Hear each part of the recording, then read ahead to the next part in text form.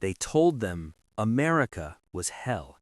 They said Americans would beat them, starve them, work them till they dropped dead in the dirt. That's what Nazi radio drilled into their heads every single day. So when 12 German women stepped off a truck into a Texas prison camp in 1944, they were ready for pain, hunger, and humiliation. What they weren't ready for was a cowboy looking at them, shaking his head and saying, "You're too thin to work." No shouting, no fists, no punishment. Instead of whips, they saw horses. Instead of starvation, they smelled fresh bread. Instead of cages, they rode across open land under a sky that didn't care which side they came from. These women were enemy prisoners, but in Texas, they were treated like something dangerous to the war narrative, human. What happened next broke Army rules, shattered propaganda, and rewrote everything they believed about America, about enemies, and about survival itself. Because the last thing anyone expected in the middle of World War II was German prisoners learning to ride horses on a Texas ranch. And trust me, their final ride is something history almost forgot. But you won't. August 1944 didn't feel like freedom. It felt like heat pressing down on your lungs, like wire cutting the sky into pieces, like waiting for something bad to finally start. That's how it felt when 12 German women stepped off the back of a military truck at Camp Hearn, Texas. They didn't speak, they didn't cry, they didn't ask questions, because fear had already done all the talking for them. For years, Nazi radio had prepared them for this moment. Americans were monsters. Americans hated Germans, especially women in uniform. They would beat them, starve them, use them until their bodies gave out and then throw them away like broken tools. So the women braced themselves. Thin uniforms hung loose on their frames, faces sharp from months of rationing, hands shaking, not from cold, but from knowing what should come next. Except it didn't. No shouting guards, no dogs lunging at chains, no fists. Just dust, heat, and a wide Texas sky that looked almost insulting in how calm it was. Camp Hearn wasn't a death camp. It wasn't chaos either. It was organized, controlled, and painfully ordinary. Wooden barracks, guard towers, searchlights, barbed wire humming softly in the wind. Over 4,000 German POWs lived here, most of them men captured in North Africa and Italy. Women were rare, so rare that even the guards stared a little longer than usual. To the U.S. Army, the 12 women were a logistical headache. Nurses, clerks, radio operators, non-combat personnel technically, but still enemy uniforms, still prisoners. And prisoners, according to the rules, had to work. America needed labor, Texas especially. By 1944, Texas farms were bleeding manpower. Sons, brothers, husbands gone to Europe, gone to the Pacific, gone to factories and oil fields. Fields didn't care about patriotism.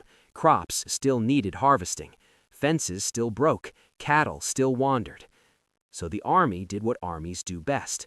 They turned prisoners into manpower. On paper, it was clean. POW labor detachments, guards present, fixed hours, no pay, just credits. No contact, no favors. Everything controlled. That's where Tom Wheeler came in. Wheeler wasn't a soldier. He was a rancher, sunburned neck, dusty boots, a man who judged things by whether they worked or didn't. His ranch north of Hearn stretched wide, but wide land meant wide problems. His sons were overseas, his hands were gone, and his fences didn't care. When he heard Camp Hearn had prisoners available for farm labor, he listened. When he heard 12 of them were women, he paused. But desperation beats hesitation every time. So one hot afternoon, Tom Wheeler drove to the camp with his foreman, Dutch, a big man whose family spoke German long before Hitler ever existed. They expected strong backs. They expected workers. What they saw instead stopped Wheeler cold. 12 women stood in a loose line near the mess hall. Their uniforms hung like borrowed clothes. One had her arm in a sling, another swayed slightly, just standing still. They didn't look dangerous. They didn't look defiant. They looked exhausted. Dutch spoke to them softly in German. Short answers came back. Yes, they were fit for work. Yes, they could do what was required. Wheeler watched their faces while they spoke. This didn't match the posters, didn't match the propaganda, didn't match what enemy was supposed to look like. The camp commander, Major Stills, cleared his throat. They meet the requirements, he said. Regulations say all able prisoners perform productive labor. Wheeler nodded slowly. Then he did something no one expected. He took off his hat, looked at the women again, and quietly said to Dutch, "Tell them they're too thin to work." The words landed heavy. The women froze. They waited for laughter, for anger, for punishment. None came. Even the major frowned. "He's prisoners," he said, "not guests." "I know, but send them into a Texas field for 10 hours a day like this, and you won't get work. You'll get bodies." Silence followed. Rules didn't cover this. Forms didn't account for mercy mixed with practicality. But sick prisoners meant reports, inspections, problems the Army didn't want. Finally, the major spoke. "What are you suggesting?" "Let me take them. I'll log the hours, follow the rules, but first I'll get some weight back on them, make them useful instead of dead." It wasn't kindness, it wasn't rebellion, it was logic. And logic won. 3 days later, a truck rolled out of Camp Hearn at dawn. 12 German women stood in the back, gripping the rails, expecting fields, shovels, and punishment.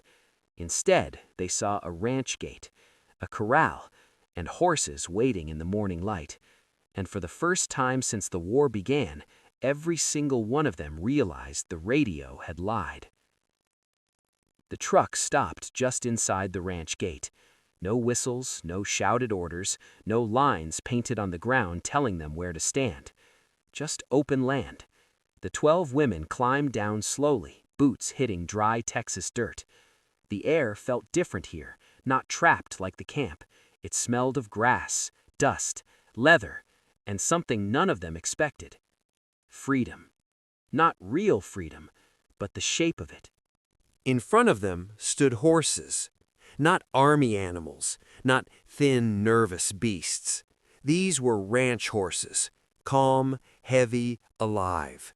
Saddles already set, leather worn smooth by years of hands that knew what they were doing. For a long second, no one spoke. The women looked at the horses, then at the guards, then back at the horses again. They waited for the trick. Back home, kindness never came without a catch. Tom Wheeler stood near the fence, hat low over his eyes. Beside him was Martha, his wife, and 2 ranch hands. Dutch stepped forward, translating as Wheeler spoke. "You're not going to the fields today," Wheeler said. "First, you'll work with the horses, grooming, feeding, learning how not to get kicked." The women stared. Work with horses? Not digging, not lifting stones, not endless rows of sunburn and collapse. One of them stepped forward. Her name was Greta. Her voice shook, but her eyes didn't. She spoke in German. "I taught riding before the war." Dutch translated. Wheeler nodded once. "Then you'll help teach the others." Greta walked toward the nearest horse, a sorrel mare with kind eyes. Up close, the smell hit her hard. Warm hide, hay, leather. She lifted her hand. Then she stopped. For a moment, her fingers hovered just above the horse's neck, and then she touched it. Her knees buckled. She didn't sob, she didn't wail. She just cried silently, shoulders shaking, face pressed into the animal's warmth. Later, she would write, "That was the moment I remembered who I was before I became a prisoner."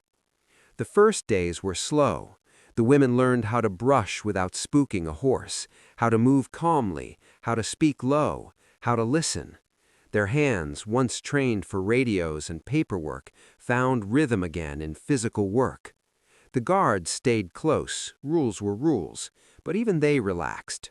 No escape attempts, no defiance, just women rebuilding strength, one stroke of a brush at a time.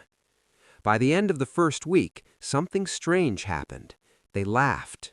Not loud, not carefree, but small laughs. Mistakes made, dust on faces, a horse stepping sideways and sending someone scrambling. Martha came out every morning with lemonade, cold, sweet, unreal compared to camp rations. She didn't ask about politics, didn't ask about Hitler. She talked about her sons overseas, about gardens, about life that continued even while the world burned. Within 2 weeks, Wheeler let them sit in saddles, at first with ropes, circles only, slow walks. Some clutched the reins like lifelines. Others found balance faster, muscle memory waking up like it had just been sleeping. Greta rode like she'd never stopped.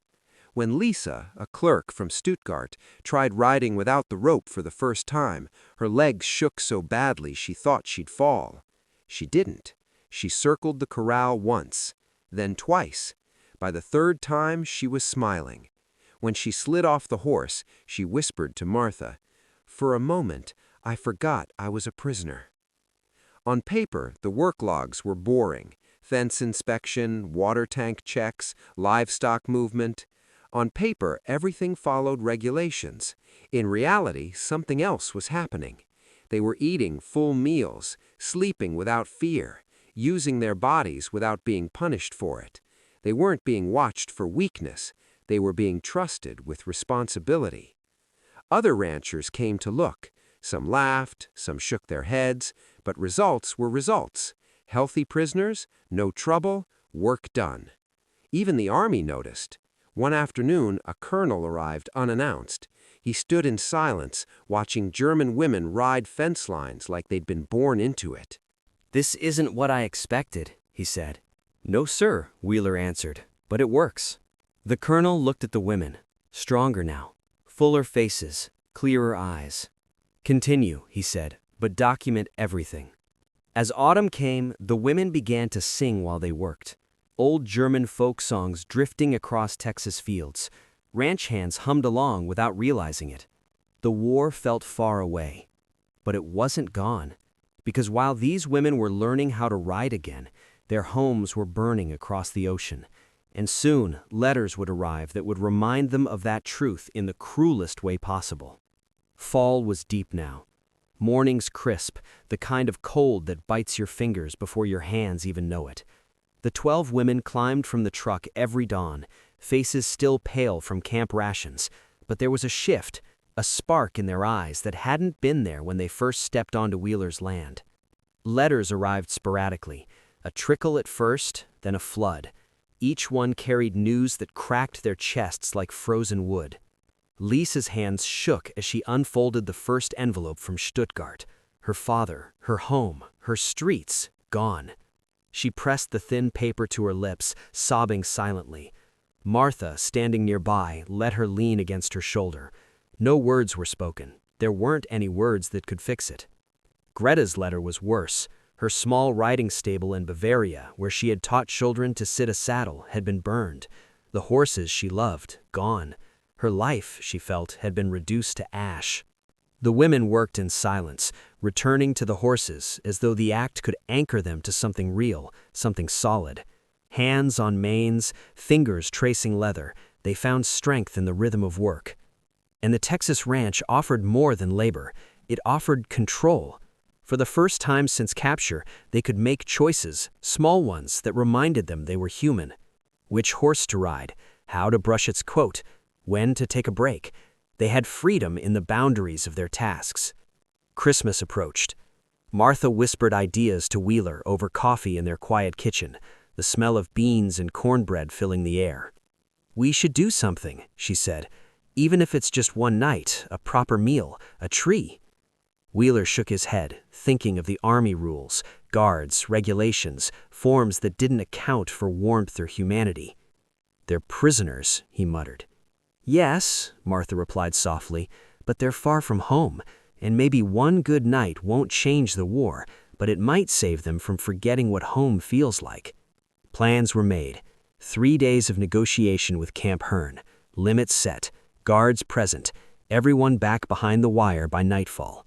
On paper, it was a simple holiday meal. In practice, it would be so much more. On Christmas Eve, the truck rolled up as the sky lightened with pink and gold.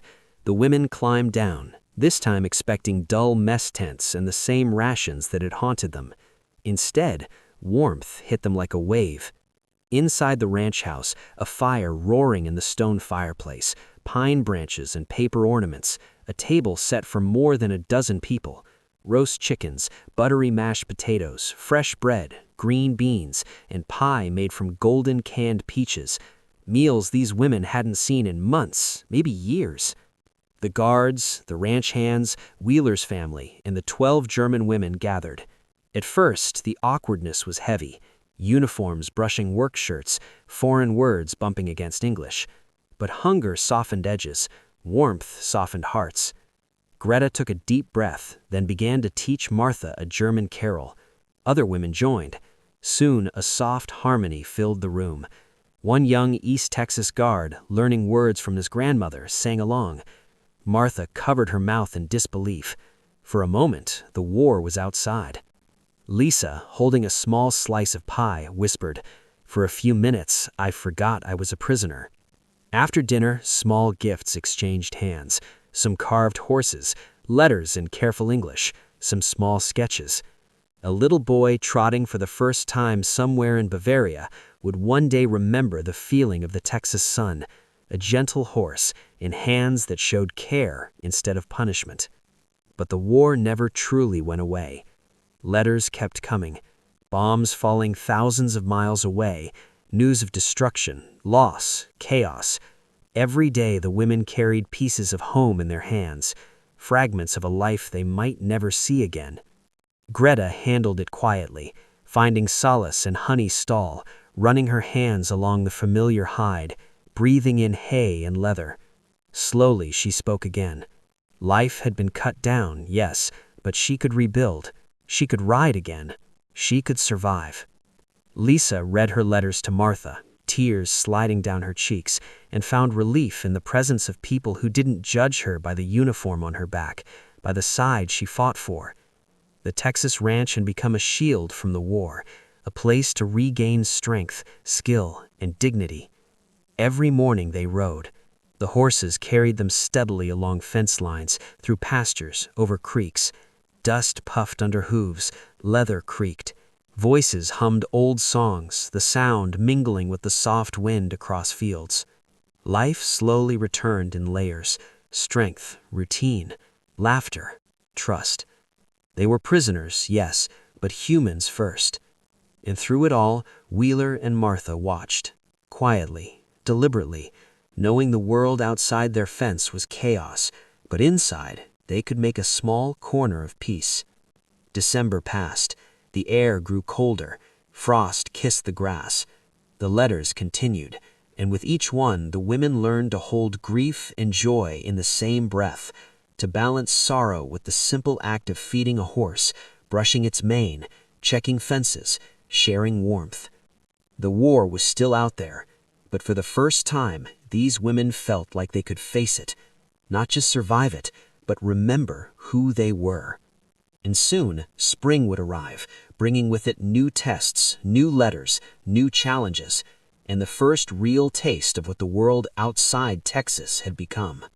Winter thinned out, leaving the Texas sky stretched wide and pale. The frost melted into dew each morning, dripping off the fences, soaking leather, and making the horses paw at the wet earth.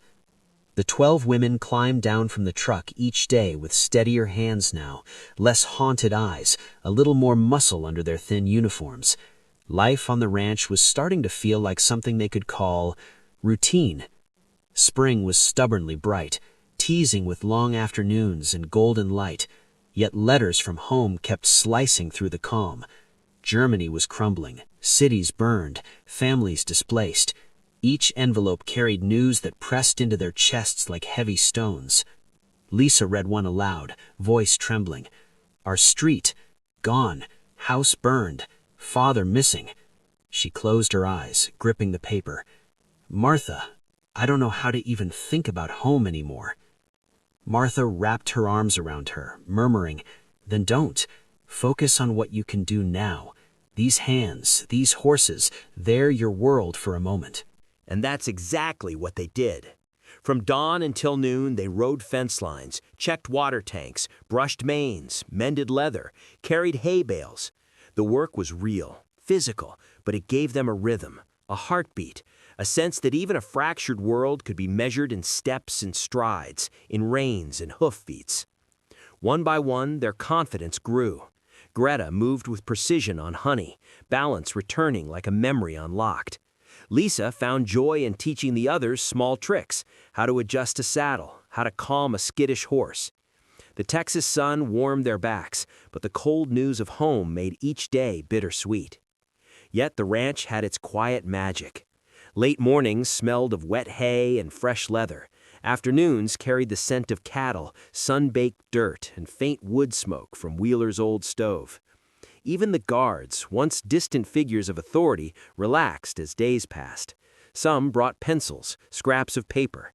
Dutch translated letters, shared small jokes, built a bridge between worlds. Then came the first small rebellion. The women asked to ride outside the corral, to feel the land beyond measured fence lines. Wheeler hesitated.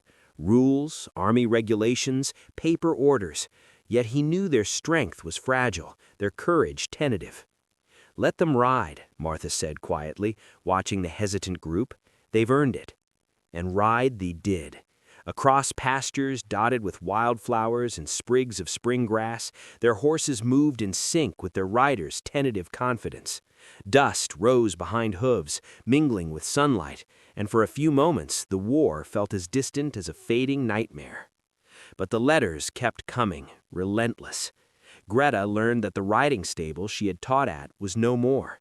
Lisa discovered her family home in ruins. Anna's parents had fled west, leaving her siblings behind. The women shared grief silently, supporting each other with hands and glances, leaning on Martha and Wheeler in ways they didn't admit out loud. Despite everything, there were victories. A stubborn mare calmed under Greta's touch. A fence repaired faster than Wheeler could have done it alone. Meals cooked without oversight became small experiments in camaraderie. Each tiny success was a reminder, even in a world breaking apart, small victories could be claimed, held, and celebrated. One morning, Wheeler brought a surprise. A foal had been born overnight in the barn. The women gathered around, awe on their tired faces. Tiny hooves slipped in straw, damp fur clinging to its skin. The smell of birth and hay and sweat filled the air. Greta reached out, hesitant, and felt life itself pulse in her hands. It's alive," she whispered, voice thick. "We can still see life." The foal became a symbol, not just of survival, but of rebuilding. The women named it Hoffnung, German for hope. Each of them touched it, ran their hands down its soft neck, whispered words of comfort. It was small, fragile, and perfect, a reminder that even in destruction, creation persisted. Meanwhile, word of Wheeler's unusual prisoners spread quietly. Other ranchers peeked over fences, some skeptical, others quietly envious. The army noticed too. Major Stills came again, this time with a regional colonel. They observed the women riding, working, singing. Reports were filed meticulously. "This isn't standard protocol," the colonel said, brow furrowed. Wheeler shrugged. "It works. They're strong, obedient, and grateful. No trouble, no escapes. You can't argue with results." By late spring, the women had gained weight, muscle, and confidence. They were no longer ghosts from a foreign battlefield. They were riders, workers, humans reclaiming small pieces of themselves. Yet the outside world kept catching up, and letters would no longer be the only truth they had to face. News of Germany's collapse would arrive in waves, breaking their hearts once more. The ranch remained a quiet island, but the ocean of war beyond its fences was approaching fast. And with it, the ultimate test of what they had learned, not just to survive, but to trust, to hope, and to be human again. Summer scorched Texas like an oven set on high. The sun poured relentless heat over the pastures, baking dust into every crease of the land. Horses pawed the dry earth, kicking up golden clouds that shimmered in the morning light. Sweat soaked uniforms, leather saddles, and even the strands of hair sticking to foreheads. Yet the 12 women moved with new strength now, confidence replacing the tentative fear that once defined them. Each morning began the same way. Trucks rolled out of Camp Hearn, carrying prisoners bound for Wheeler's ranch, but inside, chains felt lighter than before. The women dismounted with steady hands, shoulders squared, faces ready for the day. Their work had evolved. Grooming became precision, riding became skill, and chores that once seemed endless now held rhythm and purpose. Even the horses seemed to sense the change. Hoffnung, the foal born in spring, had grown into a lively colt, bouncing across the paddocks with energy that matched their rider's newfound courage. Greta guided the young horse, laughing when it bucked unexpectedly, while Lisa checked fences miles away, confident in her steps and decisions. The women no longer felt like captives, at least not fully. Yet the world beyond the ranch pressed in through letters and whispered news. Germany was collapsing, cities were burning, families scattered. The women carried each envelope with trembling fingers, unfolding inked truths that broke hearts over breakfast, under the shadow of the water tower, or while leading horses across endless pastures. One late evening, Lisa dropped a letter onto the table, voice barely higher than a whisper. "They've bombed Stuttgart, our home, everything." Greta's face tightened. Anna pressed her eyes over her head, and the group sat in stunned silence. Martha poured lemonade, quietly placing it in front of each woman. "You can't fix everything," she said softly, "but you can take care of what's here, and right now, that's all that matters." Wheeler nodded, hat in hand, sunburnt neck stiff with thought. "They'll need us for this. For a few more weeks, we give them a safe place, some strength, before the world pulls them back." And so they worked harder, rode longer, and laughed more carefully. The days were punctuated with small victories: a stubborn cow guided into the pen, a saddle adjusted just right, a horse calmed after spooking at a distant hawk. Each achievement was a quiet rebellion against the chaos waiting beyond the fences. Summer brought attention. Local ranchers, curious or skeptical, came to watch. Some mocked, some marveled, but Wheeler ignored them. His routine was simple: safety, skill, and respect. The Army kept tabs too. Major Stills and the regional colonel visited more often, eyebrows raised, notes taken, reports filed. "This isn't standard protocol," the colonel remarked during one visit, watching the women maneuver horses along fence lines. Wheeler shrugged. "It works. They're strong, obedient, and grateful. No trouble, no escapes. You can't argue with results." By late spring, the women had gained weight, muscle, and confidence. They were no longer ghosts from a foreign battlefield. They were riders, workers, humans reclaiming small pieces of themselves. Yet the outside world kept catching up, and letters would no longer be the only truth they had to face. News of Germany's collapse would arrive in waves, breaking their hearts once more. The ranch remained a quiet island, but the ocean of war beyond its fences was approaching fast. And with it, the ultimate test of what they had learned, not just to survive, but to trust, to hope, and to be human again. The women sensed it before anyone said a word. Every morning ride, every check of the fences carried a bittersweet weight. Horses they had once approached with trembling hands were now extensions of themselves. Saddles molded to their posture, reins held with quiet confidence. They moved through the corral and pastures with an ease that only weeks of care and practice could forge. Even the youngest ranch hands noticed it. How the women walked with straight backs, eyes steady, voices calm yet aware of every movement around them. Wheeler called a meeting in the corral. The sun sat low, casting long shadows across the sand and grass. Dutch translated as Wheeler addressed the women, his voice steady but carrying emotion beneath the surface.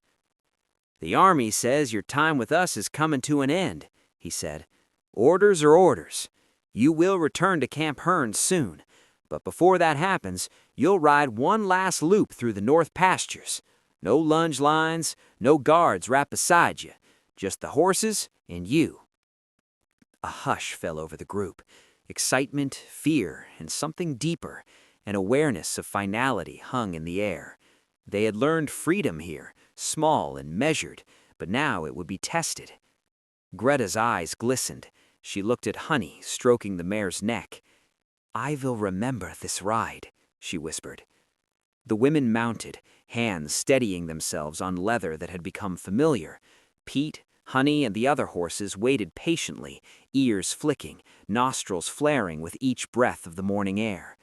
The gates opened slowly, creaking, and they stepped into the wide pastures. Grass brushed their boots, the sun warming their backs, wind lifting hair in gentle waves.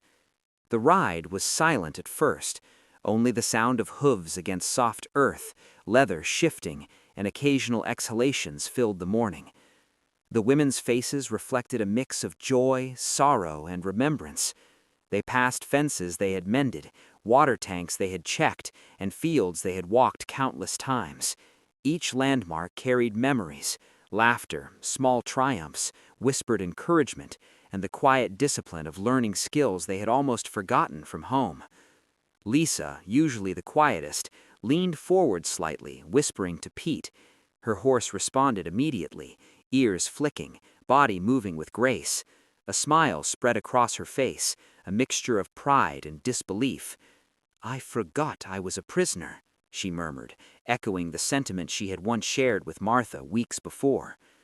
Wheeler and Martha, standing near the barn, watched with heavy hearts. Months ago, these women had arrived thin, fragile, and wary. Now they were transformed. Each movement showed confidence, each glance revealed understanding, and each interaction with the horses demonstrated trust, not only in themselves, but in the kindness they had received. The loop completed, the women slowed, reins held lightly, eyes scanning the horizon one last time. They slid from the saddles, brushing coats, adjusting cack, whispering thanks to the animals that had become both teacher and companion. For a fleeting moment, the past, present, and future converged. Germany awaited them, but a piece of Texas, the ranch, and the lessons learned here would go with them forever. Back in the barn, small gifts were exchanged. Carved horses, scraps of leather, and simple notes in careful English passed between women and ranch hands. Each token was more than an object. It was a memory, a connection, a proof that in this small corner of the world, humanity could thrive even in wartime. Martha pressed a warm hand to Greta's arm. "You've done more than survive. You've grown. Remember that wherever you go." The military truck arrived mid-morning. Dust swirled in the rising sun as the women climbed in, chains light, but still a reminder of their status. They turned back once, catching a final glimpse of the ranch, the barn, the pastures, the horses grazing quietly, and Wheeler and Martha standing at the gate. Faces filled with emotion met theirs, a silent acknowledgement of everything that had passed between them. Wheeler tipped his hat. "Take care of yourselves," he said, voice steady but eyes glistening. The truck rumbled down the dusty road. The women pressed lightly against the sides, watching until the ranch disappeared into the horizon. Chains no longer felt heavy, though hearts carried a mixture of hope and trepidation. Germany awaited them, but they had been armed with something the war could not take: skill, dignity, and a fragile, hard-won freedom. Letters would follow, exchanged across oceans. Stories of kindness, resilience, and shared humanity would travel through ink on paper, carving a new narrative for the world they returned to. Some women married American soldiers during the occupation, others returned to rebuild shattered lives in Germany. Each carried lessons learned in a small Texas corral, the echo of hooves and laughter lingering in memory. And Wheeler? He returned to his ranch, life continuing as it always had, yet changed. The land was the same, but the air held a quiet reverence. He had learned that strength was not in force or rules alone, but in compassion, in seeing potential where others saw weakness, and in allowing humanity to thrive even in the shadow of war. The final ride had ended, but its impact endured. In the hearts of the women, in the letters sent across continents, and in the legacy of Wheeler and Martha's small rebellion against cruelty, the story of the 12 German women on Texas horses became something far larger than itself, a testament to the quiet power of kindness in the harshest of times. By late 1945, the war in Europe was over. Germany lay in ruins, cities leveled by bombs, families scattered, streets cracked and smoldering. The 12 women finally returned home, stepping off trains into a land that was both familiar and alien. The comfortable routines of Wheeler's Ranch, the morning rides, the touch of leather, the smell of hay and sun-warmed earth were gone. Yet they carried within them a quiet strength that the war could not take. Greta returned to Bavaria first. Her hometown had been heavily bombed. The stable where she had once taught children to ride was gone, replaced by rubble and silence. But she did not despair. The memory of honey, peat, and the freedom she had felt in Texas became a guiding light. She reopened a small riding school in the countryside, teaching children to sit tall in saddles, to feel the rhythm of horses beneath them. Every trot, every canter reminded her of Wheeler's words, "You're stronger than you think." Lisa faced a harsher reality in Stuttgart. Her father was gone, lost in the chaos of the war, and she worked with orphans who had lost everything. Yet she carried the lessons of the ranch in her hands and heart. She taught English phrases learned from Martha, spoke gently to frightened children, and told stories of wide pastures, calm horses, and mornings where the world felt safe. When she said, "Plenty more where that came from," she smiled, remembering the meals shared at the ranch, the laughter, and the small freedoms granted despite the barbed wire that once confined her. Other women faced similar trials, homes destroyed, families scattered, futures uncertain. But the confidence gained in Texas, the knowledge that someone had seen them as human first, prisoners second, gave them courage. They navigated rubble-strewn streets with steadier steps, took up work that seemed impossible, and rebuilt not just their lives, but small communities. Letters continued to flow between Texas and Germany, thick envelopes, worn edges, faint smells of old ink. Stories were shared of how simple kindness could reshape a life. Some women married American soldiers during the occupation, creating new families and bridging two worlds. A few returned to Texas legally, drawn back to the land, the horses, and the people who had given them more than food or shelter. They had given dignity, trust, and freedom. Wheeler's Ranch became more than a workplace. It became a symbol of what could happen when humanity prevailed over fear and hatred. Wheeler himself continued ranching until his death in 1963. Letters from the women were kept carefully in his papers, each one a testament to the bond forged in a small corral under the Texas sun. A carved wooden horse, smooth from years of handling, rested on his mantle, a silent witness to lives forever changed. Martha lived until 1982, surrounded by the memories of those 12 women, the letters, the photographs, and the small victories of compassion over cruelty. Historians later examining Camp Hearn noted unusual patterns: healthier prisoners, fewer escape attempts, better compliance with work programs. The secret was simple yet profound: treat people with dignity, see their potential, and even in the harshest conditions, they will respond with their best selves. Wheeler had demonstrated that power was not always in force, in guns or rules, but in trust, patience, and the courage to defy expectations for the sake of humanity. The 12 women had arrived as captives, thin and fearful, carrying the weight of propaganda and war. They left as skilled riders, resilient, confident, and deeply changed. Some returned to Germany, some to America, but all carried with them a quiet strength learned in a small corner of Texas. The final ride at Wheeler's Ranch became a memory they would revisit in letters, stories, and the rhythm of hooves. Even decades later, photographs of the women standing beside horses in the golden light of Texas told the story better than words ever could.